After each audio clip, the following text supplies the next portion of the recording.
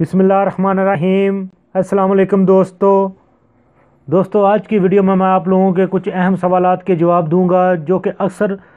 دوست جو ہیں وہ مجھ سے کرتے ہیں۔ تو ویڈیو سٹارٹ کرنے سے پہلے آپ لوگوں سے درخواست ہے کہ اس ویڈیو کو لائک اور شیئر کرنا نہ بھولیں تاکہ یہ انفارمیشن زیادہ سے زیادہ لوگوں تک پہنچ سکے۔ ہاں تو دوستو، سب سے پہلے نمبر پہ جو سوال ہے یہ پوچھا جاتا ہے کہ حروف کیسے ہٹایا جائے، یعنی اگر کسی کو حروف لگا ہوا ہے تو وہ کہتا ہے کہ میں حروف کیسے کینسل کرا سکتا ہوں۔ تو دوستو ادھر میں آپ لوگوں کو بتاتا چلوں کہ حروف کینسل کرانے کے دو طریقے ہیں۔ پہلا طریقہ تو یہ ہے کہ آپ اپنے کفیل کی منت سماجت کریں، وہ آپ کا حروف کینسل کر دیتا ہے تو پھر یہ سب سے اچھی بات ہے آپ کے لیے۔ اور دوسرے نمبر پہ یہ طریقہ ہے کہ اگر آپ کو حروف دیا گیا ہے اور آپ سمجھتے ہیں کہ آپ کو ناجائز حروف دیا گیا ہے تو آپ مکتب عمل میں اپنے کفیل کے اوپر کیس کریں اور اس میں آپ کو ثابت کرنا ہوگا کہ جو حروف آپ کے کفیل نے آپ کو دیا ہوا ہے وہ بالکل غلط ہے، وہ بالکل من گھڑت ہے۔ اگر آپ اس کو ثابت کرنے میں کامیاب ہو جاتے ہیں تو پھر آپ کا حروف جو ہے وہ کینسل کر دیا جائے گا۔ ہاں تو دوستو دوسرے نمبر پہ کافی زیادہ لوگ یہ پوچھ رہے ہیں کہ ہم اس سال حج کرنے کا ارادہ رکھتے ہیں اور اس سال حج کے اخراجات کیا ہیں اور ہم کس طریقے سے حج تصریح حاصل کر سکتے ہیں۔ تو دوستو ادھر میں آپ لوگوں کو بتاتا چلوں کہ میں نے اپنی پچھلی ویڈیو میں بھی مکمل تفصیل سے بتایا تھا کہ حکومت کی طرف سے دو طرح کے حج پیکج کا اعلان کیا گیا تھا۔ پہلے نمبر پہ جو حج پیکج تھا اس کی قیمت تھی 3465 ریال تھی اور اس میں صرف حکومت کے پاس کوٹا جو تھا وہ 10,000 آدمی کا تھا، یعنی 3465 ریال میں صرف 10,000 آدمی کو ہی وہ حج کوٹا مہیا کر رہے تھے۔ اور دوسرے نمبر پہ جو حج تھا وہ کافی زیادہ مہنگا تھا، اس کی قیمت جو تھی وہ 11,905 ریال تھی۔ یہ کافی زیادہ مہنگا پیکج تھا اور اگر آپ حکومتی کوٹے حاصل کرنے میں کامیاب ہو جاتے ہیں تو آپ لوگوں کے لیے بہتر ہے۔ اگر آپ کوٹا حاصل کرنے میں ناکام رہتے ہیں تو آپ کے لیے ایک دوسرا آپشن موجود ہے کہ آپ جدھر سے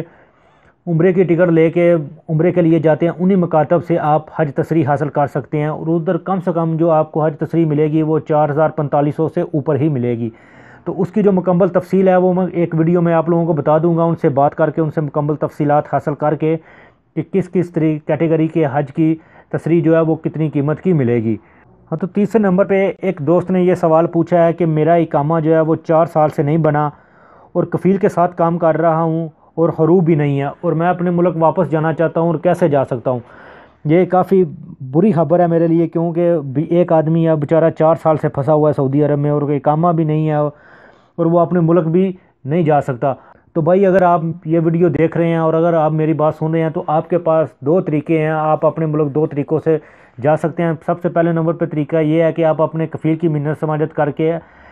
اقامہ بنائیں اور لیگل طریقے سے چھٹی لگا کے اپنے ملک جائیں، اور اگر آپ کا کفیل ایسا نہیں کرتا تو آپ مکتب عمل میں بھی کیس کر سکتے ہیں اس کے اوپر کہ میرا اس نے ابھی تک اقامہ نہیں بنایا اور میں 4 سال سے ادھر سعودی عرب میں پھنسا ہوا ہوں اور میں اپنے ملک واپس جانا چاہتا ہوں۔ تو ادھر مکتب عمل کے ذریعے پھر وہ آپ کو خروج لگا کے بھیج دیں گے، لیکن اس میں تھوڑا ٹائم آپ کو لگے گا۔ اور ایک اور طریقہ ہے کہ اگر آپ کسی طریقے سے اپنے ملک کے سفارت خانے سے رابطہ کر سکتے ہیں تو ان سے رابطہ کریں اور ان کو ساری تفصیل سے آگاہ کریں اور وہ بہتر طریقے سے آپ کو گائیڈ کریں گے اور پھر وہ آپ کو بہتر حل بتائیں گے کہ آپ کس طریقے سے اپنے ملک واپس جا سکتے ہیں۔ ہاں تو دوستو چوتھے نمبر پہ ایک بھائی کی طرف سے سوال کیا گیا ہے کہ کیا وہ اقامے کی مدت ختم ہونے کے بعد بھی 2 ماہ سعودی عرب میں رہ سکتا ہے یا نہیں۔ اور دوسرے نمبر پہ اس نے یہ بھی پوچھا ہے کہ خروج لگانے کے لیے میرے اقامے میں کتنی مدت باقی ہونی چاہیے۔ تو بھائی پہلے نمبر پہ میں آپ کو بتاتا چلوں کہ آپ اقامے کی مدت ختم ہونے کے 1 دن بعد بھی اگر سعودی عرب میں رہیں گے تو آپ کو اللیگل تصور کیا جائے گا، یعنی آپ غیر قانونی طریقے سے سعودی عرب میں رہ رہے ہوں گے۔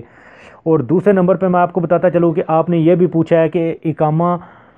اقامے کی مدت کتنی باقی ہو کہ میں اپنا خروج لگوا لوں۔ تو بھائی اگر آپ کے اقامے کی مدت 1 ہفتہ بھی باقی ہے تو آپ خروج لگا سکتے ہیں،